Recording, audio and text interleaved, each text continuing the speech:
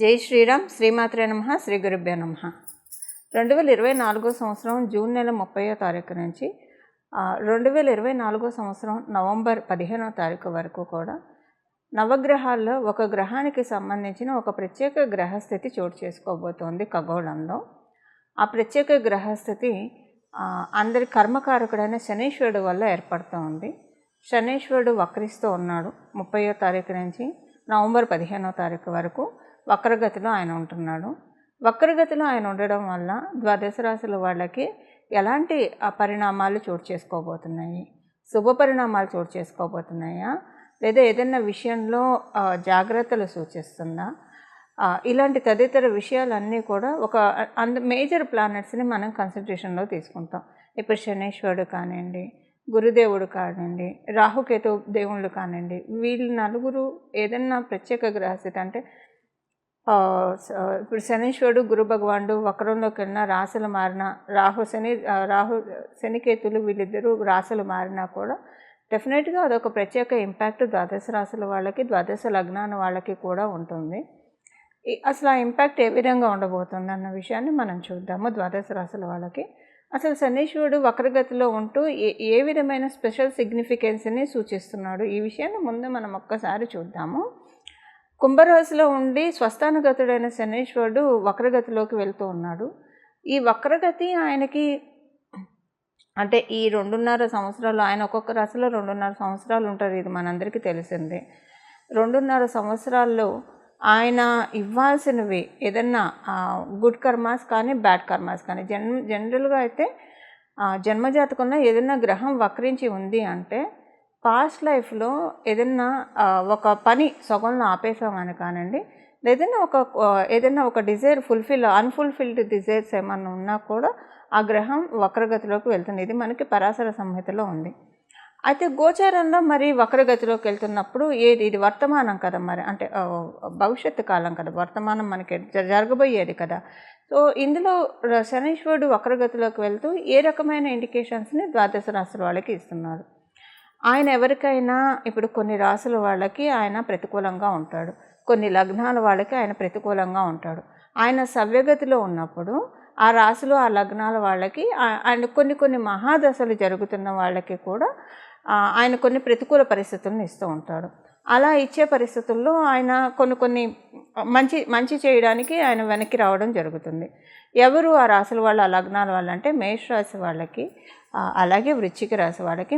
వృశ్చిక రాశుల్లో పుట్టిన, వృశ్చిక లగ్నాల్లో పుట్టిన, ప్రత్యేకించి శనీశ్వరుడు గోచారంలో కొన్నిసార్లు సవ్యగతిలో ఉంటే వాళ్ళకి ఎప్పుడైనా విపరీతమైన ఫలితాలు వస్తాయి. అంటే మళ్ళీ దేన్ని కూడా జడ్జిమెంటల్గా చెప్పకూడదు. మీ జన్మజాతకంలో శనీశ్వరుడు బలం బాగా ఉంటే ఈ పాయింట్ చాలా వరకు నెగేట్ అయిపోతుంది. శనీశ్వరుడు బలం అంటే వృశ్చిక రాశుల్లో వృశ్చిక లగ్నాల్లో పుట్టిన వాళ్ళకి శనీశ్వరుడు బలం ఉంటే పర్వాలేదు, ఆయన సవ్యగతిలో ఉన్న ఇబ్బంది పెట్టాడు. ఆయన అపసవ్య మార్గంలో వెళ్తున్నప్పుడు, రెట్రోగ్రేడ్లో ఉన్నప్పుడు ఇంకా మంచి ఫలితాన్ని ఇస్తాడు. కుజమహాదశ ఎవరికైనా, ఇప్పుడు మంగళ దశ ఎవరికైనా జరుగుతూ ఉందనుకోండి, వాళ్ళకి కూడా సవ్యదశలో ఉన్నప్పుడు ఆయన సవ్యంగా సంచారం చేస్తున్నప్పుడు ఓకే, ఆయన మీ జన్మజాతకంలో శనీశ్వరుడు బలం ఉంటే ఇబ్బంది పెట్టడు, అలాగని పూర్తిగా మంచి కూడా చేయడు. కానీ వక్రగతిలో వెళ్ళేప్పుడు మీకు ఒకవేళ మంగళ దశ జరుగుతూ ఉందనుకోండి, చాలా మంచి ఫలితాన్ని, శుభ ఫలితాన్ని ఇస్తాడు ఆయన. సో ఇప్పుడు ఇంకొక చిన్న క్యాలిక్యులేషన్ చెప్పాలి ఇక్కడ మీకు. మీరు పుట్టినప్పుడు కనుక మీకు జన్మ శనిలో పుట్టిన, లేదా ఏలినాటి శనిలో పుట్టిన, అష్టమ శనిలో పుట్టిన, అర్ధాష్టమ శనిలో పుట్టినా కూడా ఈ ట్రాన్సిట్ మంచి చేస్తుంది. అంటే ఆయన ఇప్పుడు అష్టమ శని, అర్ధాష్టమ శని, ఏలినాటి శని మంచి రిజల్ట్స్ ఇస్తుంది. ఆయన వక్రగతిలోకి వెళ్ళినప్పుడు ఇంకా మంచి రిజల్ట్స్ ఇస్తుంది. అదే మీరు వృశ్చిక రాశి లగ్నాల్లో పుట్టి ప్రత్యేకించి వృశ్చిక రాశి వాళ్ళకి ఇప్పుడు అర్ధాష్టమ శని జరుగుతూ ఉంది. ఈ వక్రంలో వెళ్ళండి, ఈ పర్టికులర్ పీరియడ్ మీకు చాలా మంచి జరుగుతుంది. ఏదైనా పనులు పెండింగ్ ఉండి అవ్వకపోతే అవన్నీ జరుగుతాయి. అవన్నీ నేను రాశుల వారీగా చెప్తాను, బట్ జనరల్గా అవుట్లుక్ ఇస్తున్నాను. ఇదొకటి ఉంటుంది. సెకండ్, మీరు అసలు ఎలా తెలుసుకోవాలి మీరు పుట్టింది గోచారం, మీరు పుట్టినప్పుడు అష్టమ శనిలో పుట్టారా, అర్ధాష్టమ శనిలో పుట్టారా, ఏలినాటి శనిలో పుట్టారా? సహజంగా ఒక రఫ్ ఐడియా, ఎంత జన్మజాతకం తెలిసినా తెలియకపోయినా ఒక రఫ్ ఐడియా అయితే మీకు ఉంటుంది కదా, మీరు ఏ టైంలో ఏ ఇయర్లో పుట్టారన్న రఫ్ ఐడియా ఉంటుంది కదా. ఒకసారి గూగుల్ చేయండి. మీరు పుట్టినప్పుడు మీ రాశి వాళ్ళకి ఏలినాటి శని జరుగుతున్నా, అష్టమ శని జరుగుతున్నా, అర్ధాష్టమ శని జరుగుతుందా, అది ఒకసారి చూస్తే మీకు అసలు గోచారంలో శనైశ్వరుడు మీకు అష్టమ శని, అర్ధాష్టమ శని, ఏలినాటి శనిలో ఉంటే మీరు పుట్టడం కూడా అలా పుట్టితే కనుక చాలా మంచి ఫలితాన్ని ఇస్తాడు. సో కర్మకారకుడైన శనైశ్వరుడు వక్రగతిలోకి వెళ్తూ అందులో లాభస్థానంలో ఉంటూ ఆయన వక్రగతిలోకి వెళ్తున్నాడు. అంటే దశమ స్థానం మకర రాశి వైపు వెళ్తూ ఉన్నాడు. లాభస్థానంలో ఉంటూ కర్మస్థానం వైపు, దశమ స్థానం అంటే కర్మస్థానం వైపు ఆయన వక్రగతిలోకి వెళ్ళడం ఇప్పుడు ఒక్కొక్కళ్ళకి విడివిడిగా మీ రాశి వాళ్ళకి ఎలాంటి ఇంపాక్ట్ చూపించబోతుంది అన్న విషయాన్ని మనం ఒక్కసారి తెలుసుకుందాం. లాభస్థానంలో ఉంటూ వక్రం అంటే ఆయన 10వ స్థానంలోకి వెళ్తున్నారు. అంటే ద్వాదశ రాశుల వాళ్ళకి మీరు చేసే వృత్తి వ్యాపారాల్లో ఏదో ఒక యోగ్యతను, అంటే మీ యోగ్యతను అనుసరించి ఏదో ఒక మంచి మార్పు ఆయన తెచ్చిపెడతారు. ఇప్పుడు అందరూ చాలామంది మనకి కొంత పాపులేషను వర్కింగ్లో ఉంటారు, కొంత పాపులేషను బిజినెస్ చేస్తూ ఉంటారు, కొంత పాపులేషన్ ఫ్రీలాన్స్ వర్క్స్ చేస్తూ ఉంటారు. మీ అందరికీ ఓకే, ఏదో ఒక మీ యోగ్యతను అనుసరించి మీకు తగు ఫలితాలను ఆయన లాభస్థానంలో వక్రిస్తూ మీకు ప్రసాదిస్తాడు. అయితే ఇప్పుడు కొంతమంది గృహిణీలు ఉంటారు, సీనియర్ సిటిజన్స్ ఉంటారు. మరి వీళ్ళ మాట ఏంటి? చక్కగా గృహిణులుగా వాళ్ళ ధర్మాన్ని, వాళ్ళ కర్తవ్యాన్ని వాళ్ళు నిర్వర్తిస్తూ ఉంటారు. అలాగే సీనియర్ సిటిజన్స్ ఉంటారు. మరి వీళ్ళకి ఆయన అపసవ్య మార్గంలో వెళ్తూ ఏం చేస్తారంటే, సొసైటీలో మీకు ఒక మంచి పలుకుబడిని, ఉన్నతిని, అందరూ మిమ్మల్ని గుర్తించడము, అందరితోటి మంచి రిలేషన్ ఉండడము, అలాగే మీ ఇంట్లో ఉన్న వాళ్ళకి, గోచారంలో మీకు వచ్చింది కాబట్టి మీ ఇంట్లో ఉన్న వాళ్ళకి ఏదైనా ఒక ప్లస్ జరుగుతుంది. సో మీ ఇంట్లో ఉన్న వాళ్ళు, ఇప్పుడు సపోజ్ ఆడవాళ్ళు గృహిణులు అనుకోండి, మీ శ్రీవారు వర్కింగ్ అయితే వారికి కలిసి వస్తే మరి అవంతా మీకే కదండి, మీకు మీ పిల్లలకే కదా, సో మీ కుటుంబం వరకే కాబట్టి అలా మీకు సంతోషము, సౌభాగ్యము చేకూరుతుంది. అదే సీనియర్ సిటిజన్స్ అనుకోండి, మీ పిల్లలు వృత్తి వ్యాపారాల్లో బాగా రాణించారు అనుకోండి, తల్లిదండ్రులు పిల్లలు బాగా రాణిస్తుంటే అందరికంటే ఎక్కువగా ఆనందించే వాళ్ళలో ఫస్ట్ నిస్సందేహంగా తల్లిదండ్రులే ఉంటారు ఎవరికైనా. సో అది మీకు సంతోషదాయకమే కదా. ఇలా మీకు గృహిణులకే కావచ్చు, సీనియర్ సిటిజన్స్కే కావచ్చు, ఇలా మన ఫలితాలను అప్లికేబిలిటీ చేసుకోవాలి. అలా ఉద్యోగం కోసం కొంతమంది ఎదురు చూస్తూ ఉంటారు. వ్యాపారము స్టార్ట్ చేసి వాళ్ళకి చేసిన బిజినెస్ కలిసిరాక నైరాశ్యంతో ఎదురు చూస్తూ ఉంటారు. వీళ్ళందరికీ కూడా శనైశ్వరుడు ఏదో ఒక మంచి మార్పు తేబోతూ ఉన్నాడు. అవేంటో మీ రాశుల వారిగా ఇప్పుడు తెలుసుకుందాం. కుంభరాశిలో పుట్టిన వాళ్ళకి మీ రాశిలో ఉంటూనే ఆయన వక్రగతిలోకి వెళ్తున్నాడు. కాలపురుషుడు కుండలిలోంచి సహజ లాభస్థానం, ఆయన స్వస్థాన గతుడై ఉన్నాడు. ఆల్రెడీ మీకు మంచిగా చేస్తూ ఉన్నాడు. కుంభరాశిలో పుట్టిన వాళ్ళకి మరి మీ జన్మజాతకం బాగోకపోయినా, ఒకవేళ మీకు ఇప్పుడు మంగళ దశ జరుగుతూ ఉంటే ఇబ్బందులే కానివ్వండి, జనరల్గా అయితే చాలా బాగా ఉంది. ఈ రెండు కాకపోతే బాగా ఉంది. అయితే ఇప్పుడు ఆయన మీ రాశిలో ఉంటే వక్రగతిలోకి వెళ్తే ఏ విషయంలో ప్లస్ చేస్తున్నాడు, ఏ విషయంలో మైనస్ చేస్తున్నాడు, ఇది మనం చూద్దాం. ప్లస్ వచ్చేసేసి మీకు కమ్యూనికేటివ్ ఫీల్డ్స్లో ఉంటే కనుక మీరు చాలా బాగా ఉంటుంది, బాగా యోగిస్తుంది. అలాగే మీరు ఏదన్నా పోలీసు ఉద్యోగం ట్రై చేస్తూ ఉన్న, సివిల్స్, గ్రూప్స్ ఇలాంటి ఎగ్జామ్స్కి ప్రిపేర్ అవ్వాలని అనుకున్నా చాలా బాగుంది. ఫ్రీలాన్స్ వర్క్స్ చేసే వాళ్ళకి చాలా మంచి శుభ సమయం ఇది. మీరు చేసే ప్రయాణాలు, ఏమన్నా ప్రయాణాలు మీరు ప్లాన్ చేసుకున్నారనుకోండి, ఈ ప్రయాణం చేద్దాము, ఇప్పుడు ప్రయాణం దేనికి చేస్తాము, ఏదో ఒక పని మీదే కదా మనం ప్రయాణం చేసేది. సో మీరు చేపట్టే ప్రతి ప్రయాణం కూడా చాలా అంటే చాలా సక్సెస్ఫుల్గా వెళ్తుంది. దానికి డబ్బుకి సంబంధించిన ప్రయాణం అయితే డబ్బు వస్తుంది, తృప్తికి సంబంధించిన ప్రయాణం అయితే తృప్తి వస్తుంది, ఆధ్యాత్మికమైన ప్రోగ్రెషన్ కోసం మీరు ప్రయాణం చేస్తుంటే అది వస్తుంది. ఎందుకంటే మనం కారణం లేకుండా ఏ ప్రయాణాలు చేయం కాబట్టి, ఏ కారణము రూట్ కాజ్, మీరు ఏ కారణం వల్ల మీరు ప్రయాణాలు చేపడతారో అవన్నీ కూడా చాలా అంటే చాలా సక్సెస్ఫుల్గా, అనూహ్యమైన సక్సెస్ తోటి లీడ్ అవుతారు. చాలా బాగా ఉంటుంది. మరియు మీకు అంటే బిజినెస్ చేసే వాళ్ళకి బిజినెస్లో లబ్ధి చాలా బాగా ఉంది. ఆ బిజినెస్లో బాగా కలిసి వస్తుంది. మీరు భాగస్వామ్య వ్యాపారంలో ఉన్నా లేదా స్వతంత్ర వ్యాపారస్తులైనా బిజినెస్ పరంగా, వ్యాపార పరంగా చాలా బాగా కలిసి వస్తుంది. మీ ఇంట్లో వాళ్ళు ఎవరైనా బిజినెస్ చేస్తుందో వాళ్ళకి బాగా ఉంటుంది. అయితే ఉద్యోగస్తుల మాట ఏంటి? ఉద్యోగస్తులకు కూడా ఇక్కడ చెప్పుకోవాలి, ఏకకాలంలో ఉద్యోగస్తులకి, వృత్తి వ్యాపారం చేసే ఇద్దరికి ఎక్సలెంట్ పీరియడ్ అండి, చాలా బాగా ఉంది. శనైశ్వరుడు వక్రగతిలోకి వెళ్తూ చాలా మంచి ఫలితాన్ని ప్రసాదిస్తున్నాడు. అదృష్టవశాత్తు మీకు కనుక ఇప్పుడు మంగళ దశ జరుగుతూ ఉండి లేదా మంగళ అంతర్దశ జరుగుతూ ఉంటే ఇంకా మంచి పాసిబిలిటీస్ చూస్తారు మీరు. ఒకవేళ అలా ఏం లేదండి అని అనుకున్న శనీశ్వరుడు దశ జరుగుతూ ఉన్నా మీకు ఉదాహరణకి శనీశ్వరుడు మీకు మేషరాశిలో ఉన్న వృశ్చిక రాశిలో ఉన్న లేదా మంగళకి సంబంధించిన నక్షత్రాల్లో అంటే మంగళ సంబంధించిన నక్షత్రాల్లో మృగశిర అవ్వచ్చు, చిత్త అవ్వచ్చు, ధనిష్ట అవ్వచ్చు, ఈ నక్షత్రాల్లో ఆయన ఉంటూ ఈ నక్షత్రాల్లో శనైశ్వరుడు ఉంటూ ఆయన దశ జరుగుతూ ఉన్న ఇది ఇప్పుడు ఆయన వక్రగతి చాలా మంచి ఫలితాలను ఇస్తుంది. అయితే మీకు ఏ విషయంలో జాగ్రత్తలు సూచిస్తుందో ఇది ఒకసారి మనం చూద్దాం. అయితే ఇప్పుడు మీకు మంగళ దశ జరుగున ఇప్పుడు మనం తెలుసుకున్న నక్షత్రాల్లో ఉన్న ఆయన దశ జరుగుతూ ఉంటే కనుక అప్పుడు చాలా బాగా ఉంటుంది. అంటే కొన్ని మంచి మార్పులు ఏ విషయాల్లో ఉంటాయి, వృత్తి వ్యాపార పరంగా ఉంటాయి, అలాగే ఫైనాన్షియల్గా ఉంటుంది. వృత్తి వ్యాపారం అంటే ఎండ్ ఆఫ్ ద డే ఫైనాన్షియల్కే లీడ్ అవుతుంది కదా, సో ఫైనాన్షియల్గా బాగుంటుంది ఇక్కడ. అలా మీకు మిగతా విషయాల్లో అంటే మిగతా దశలు జరిగే వాళ్ళకి కూడా బాగుంటుందండి. అంటే ఇబ్బందికరంగా అయితే ఏముండదు, ఎందుకంటే మీ రాశి కాలపురుష కుండలిలోంచి లాభస్థానం కాబట్టి. కాకపోతే ఒక విషయంలో జాగ్రత్త ఏంటంటే డబ్బు ఖర్చు విషయంలో కొంచెం జాగ్రత్తలు ఆయన సూచిస్తున్నాడు.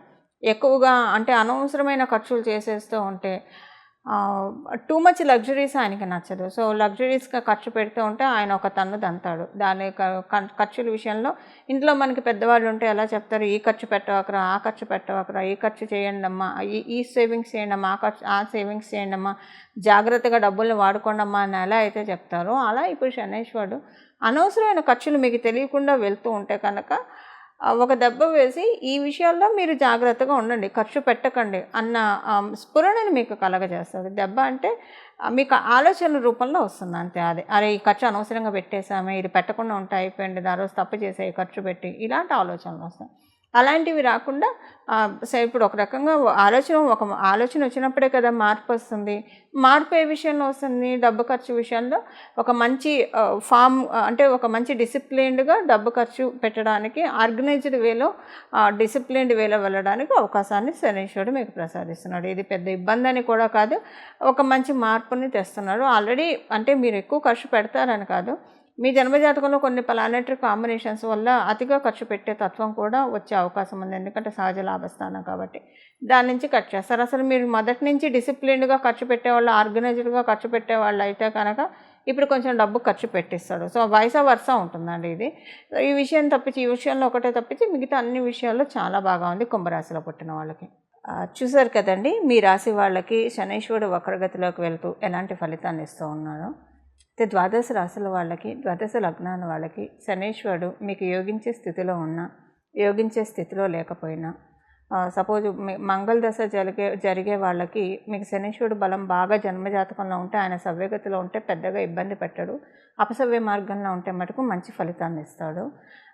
అలాగంటే మీకు మంగళ మహాదశ జరుగుతూ ఉన్నా, మంగళ అంతర్దశ జరుగుతూ ఉన్నా ఈ పాయింట్ అప్లికేబిలిటీ ఉంటుంది. లేదా మీ జన్మజాతకంలో శనైశ్వరుడు మరియు మంగళ వీళ్ళిద్దరూ కలిసి కనుక ఉంటే అప్పుడు కూడా సేమ్ సిచ్యువేషన్ ఉంటుంది. ఆయన సవ్యగతిలో కంటే అపసవ్యగతిలో వెళ్ళినప్పుడే మంచి ఫలితాన్ని ఇస్తారు. సో ఇవన్నీ అసలు తెలిసినా తెలియకపోయినా శనైశ్వరుడు అపసవ్యగతి మీకు మంచి ఫలితాన్ని తెచ్చిపెట్టాలంటే అయితే ఇప్పుడు మనం ఏ పరిహారం చేయాలి? నేను మొదట చెప్పినట్లు ఇప్పుడు కొంతమంది నిరుద్యోగులు ఉంటారు, ఉద్యోగం కోసం ప్రయత్నిస్తూ ఉంటారు. అలాగే వ్యాపారంలో అభివృద్ధి సరిగ్గా లేకుండా బాధపడుతూ ఉంటారు. అంటే ఉద్యోగం చేస్తూ వాళ్ళ శ్రమని కూర్చి వాళ్ళ ఎఫర్ట్స్ని పెట్టేవాళ్ళు ఉంటారు, వ్యాపారం చేస్తూ వాళ్ళ ఎఫర్ట్స్ని పెట్టి వాళ్ళు ఉన్నంతలో సంతృప్తిగా ఉన్నవాళ్ళు ఉంటారు, ప్రయత్నాలు సఫలీకృతం కాక ఇబ్బంది పడుతున్న వాళ్ళు ఉంటారు. ఆల్రెడీ మీరు వృత్తి వ్యాపారాల్లో ఉంటే అందులో కలిసి వచ్చే విధంగా శనైశ్వరుడు ఇప్పుడు తోడ్పాటునిస్తాడు ఈ పరిహారం చేసుకుంటే, ఆయన వక్రగతిలో ఉన్నాడు కాబట్టి.